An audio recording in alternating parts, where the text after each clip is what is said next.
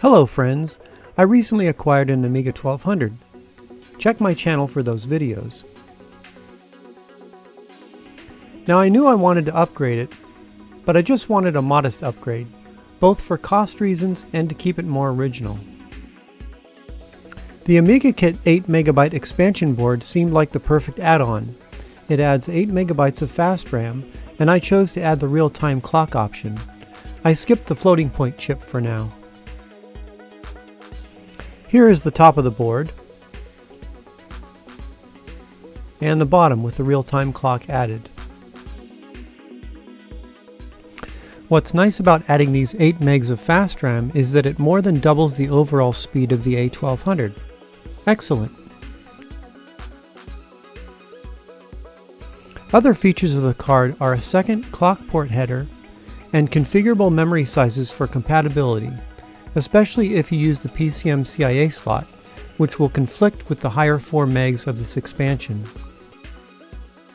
At the bottom of this page here we see that they will flash the card with the latest revision and heat soak test the card.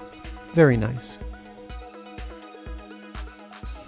One thing I really like about it is it simply installs into the trapdoor memory expansion slot of the A1200 without opening the case. Cool. I gotta get this thing. I will show you the email chain sent to me in the process of this purchase so that you can see what my buyer experience was. Here is the first email shot out to me as a result of registering on their site. Here is my receipt for the purchase. As you can see, I paid $79.32, which included the board, real-time clock, and shipping to the US. Then I got a series of emails with updates, and I must say I really appreciate their communication. The first of these is a message that my order is being picked. The next email says my order is being allocated, whatever that means. And the final email says that it has been packed and awaits dispatch. Oddly, there is no mention of firmware flashing or heat soak testing. And even more oddly, 3 days after the await dispatch message, I received the unit in the mail. Anyway, I'm not complaining about any of this, except perhaps I would have liked more information about shipping and tracking. So let's switch to the video of the unbox, installation, and test. Hello friends, I got a package. I did open it. Not all the way though, because I have no idea where this is coming from. I didn't read the United Kingdom. If I'd read the United Kingdom on there, I'd know.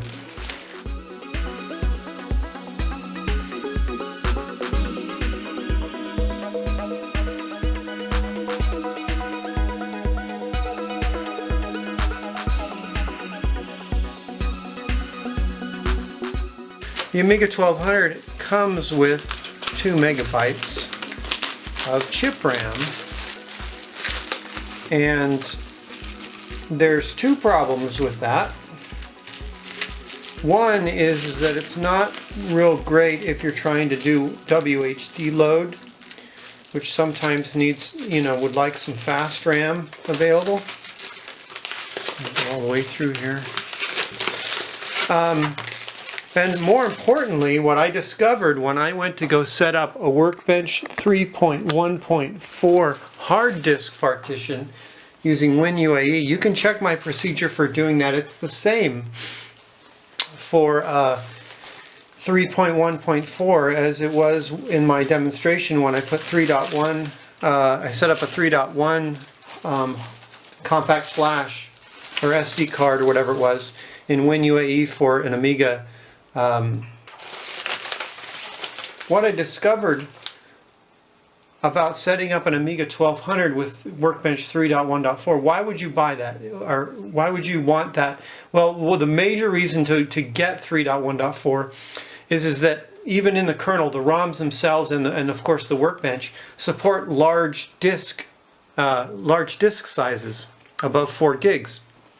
So I went to go set up a more than 4 gig disk, and 2 megabytes is not enough to initialize the disk, whether you're formatting it or just when you boot the computer up. If you've already formatted it and you go to boot the computer up, you get an error saying that there's not enough memory. So it's pretty essential to do more than 2 megabytes of RAM in an Amiga 1200. So this is from AmigaKit. This is the actual RAM expansion that they have. I'll put a link in the description. Also, they sent me several emails. I'll put them up on the screen, giving progress. You know, I got like 3 updates, or 2 updates. The last update said that it was being prepped for shipping or something, and then, like, you know, 3 days later, here it is in the mail. So it was FedEx though, sealed air. So it came FedEx air. You know, probably here to the west coast of the USA, and then another day to get it to me. So anyway, I'm really excited about this. So this is a A1200 8 megabyte fast RAM memory expansion, FPU upgradable, and I chose to have the real-time clock module installed.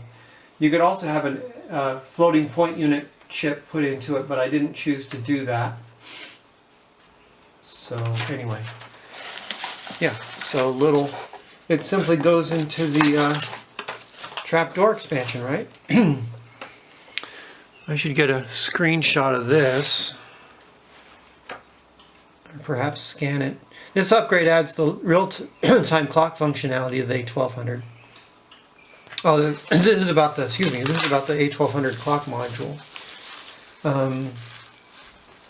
Yeah, and it looks like it needs a CR1220 battery. Question is does it include the battery? If not, I'm going to have to order one. I don't know anything about. It looks like I could have just ordered it separately and plugged it in. It doesn't seem very. Yeah, it's just a module that gets plugged in on the bottom of this. So, and it doesn't have. Oh, it does have a battery. Awesome, I don't have to do anything right now. That's always good. Well, they prepped the device, did a burn-in according to what they say on their website. They do a burn-in. And, yeah, electro battery installation, setting the date and time. Once the module is installed in the computer, the correct date and time should be set. This is done by using Workbench. Okay, we know about that. Motherboard installation. Interesting. According to this, you can put it in onto the motherboard also, like where the ROM chips are. That looks like where the ROM chips are. Anyway, so I didn't really get any instructions other than that. So, but I guess it goes into the memory expansion, right? Okay, so you know it does go into the memory expansion. I've only really dealt with Amiga 500s before this, but this memory expansion has a connector that goes beyond the, that's a trip. That's interesting. So this thing goes like this. You slide it in this way, and then it'll go in, and that's it.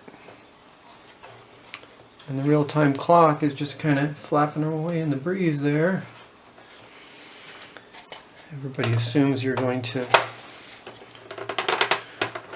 treat your Amiga gently, I guess, these days. Not that the Amiga had a real robust design to it anyway. We all know limitations there. So, is that it? Is that all we need to do? So this Amiga has currently, I put 3.1.4 ROMs in it, and I loaded the compact flash with the 3.1.4 operating system Workbench. Um,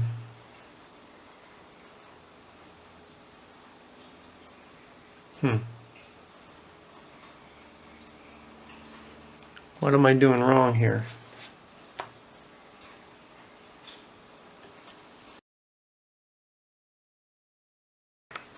I'm not sure what happened there, but I just took it out and reinserted it and powered it back on, and now it's working. So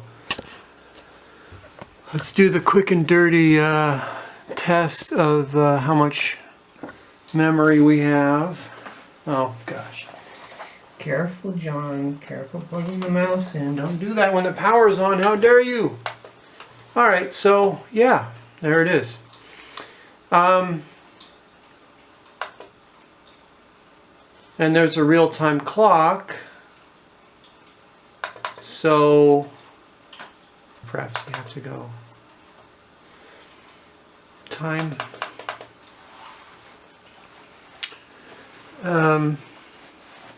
Okay, well, the time has already been set for me. And the hours, 7:56 p.m., maybe in England. But here,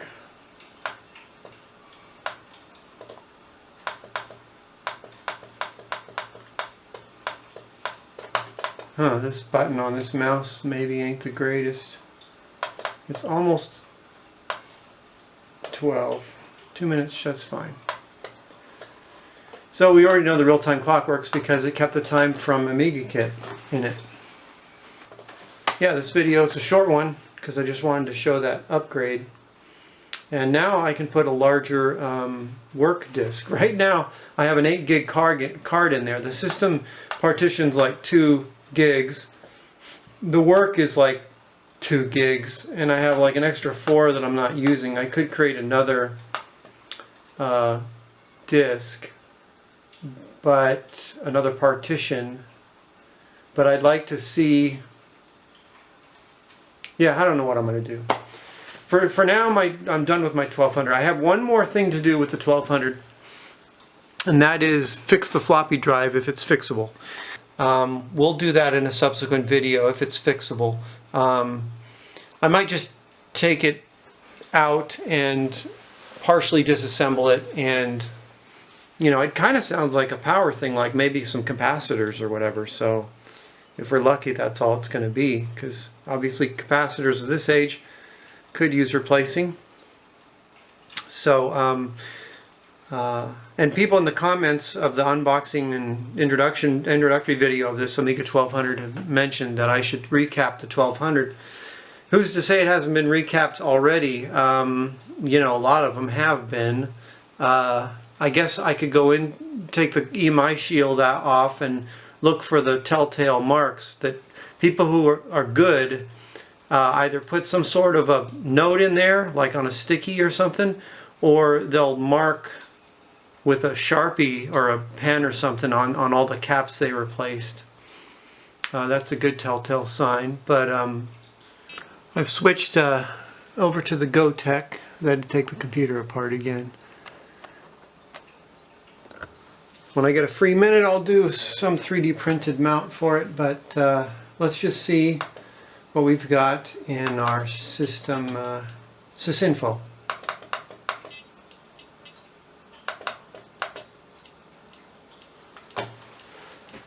According to what people say, if you expand an Amiga 1200 with fast memory,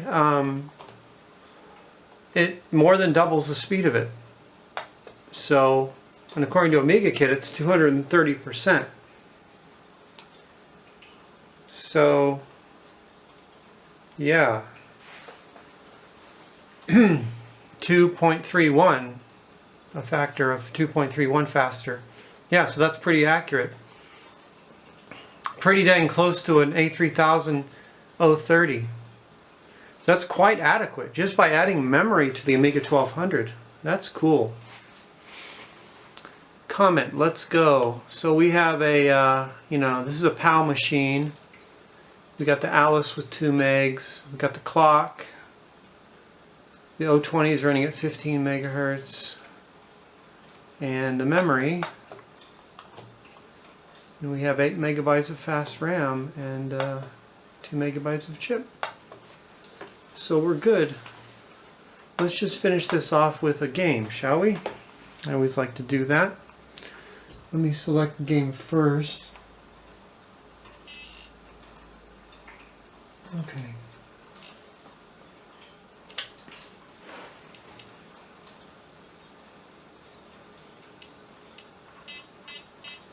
That's right, it came from the desert. It's got a short intro, so I'll have to say thanks for watching pretty quick. But thanks for watching. We'll see you on the next one, friends.